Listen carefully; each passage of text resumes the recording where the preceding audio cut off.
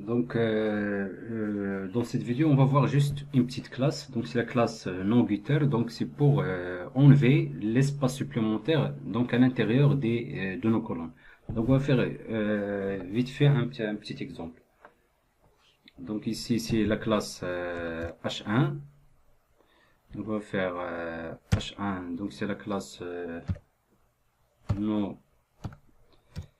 non-gutter.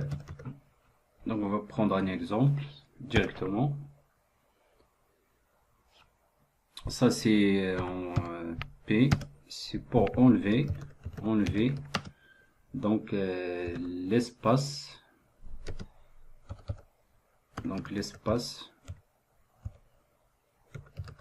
supplémentaire donc dans notre row,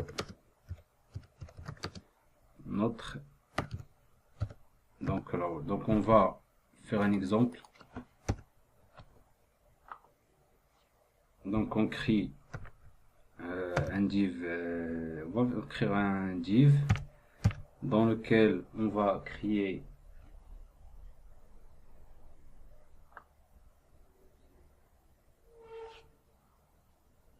donc un div dans lequel on va créer deux divs, donc x2. Donc le premier div, ici on a la classe row. Deuxième div, on a classe, on va lui donner col-3 background info. Et ici, par exemple, on va mettre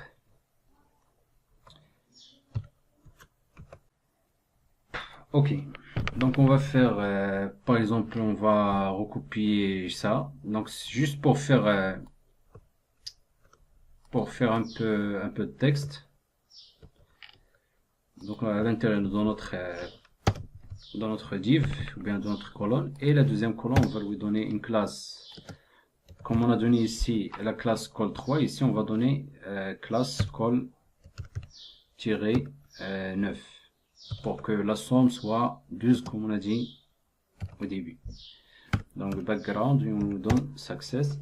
Ici, on va faire par exemple le contrôle copier, contrôle V, et donc on fait un contrôle S. On fait un contrôle S et on va exécuter notre code.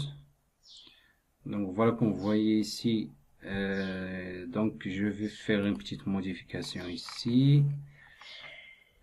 Si on prend, on va créer un div ici avec une classe container fluid, donc tirer fluid, et on va fermer notre div ici. On va faire un contrôle S et on va exécuter notre code. Donc on voit ici donc la classe non-gutter, on ne l'a pas encore utilisée, mais juste je vais vous montrer on utilise pourquoi on va l'utiliser. Comme vous voyez, on a dit que pour enlever l'espace supplémentaire de notre row, ou bien les colonnes de notre row, donc on voit ici, on a un espace ici à droite et à gauche. Donc l'espace ici, c'est comme un padding à l'intérieur de notre colonne, et c'est pareil.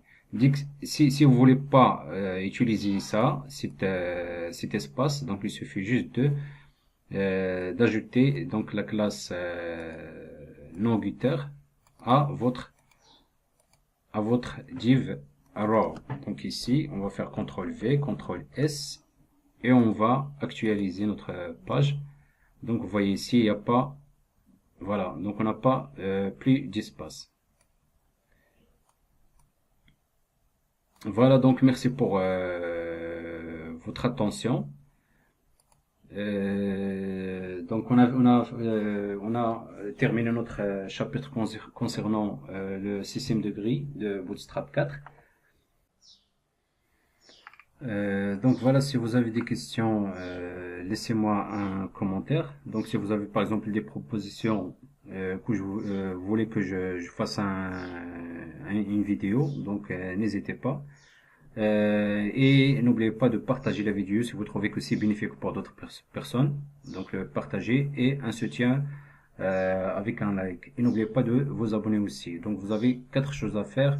Donc abonnez-vous, partagez la vidéo avec d'autres personnes, laissez un commentaire ou une suggestion de vidéo si vous voulez, et un soutien. Et voilà, on se voit dans dans un prochain chapitre, Inch'Allah, et à bientôt.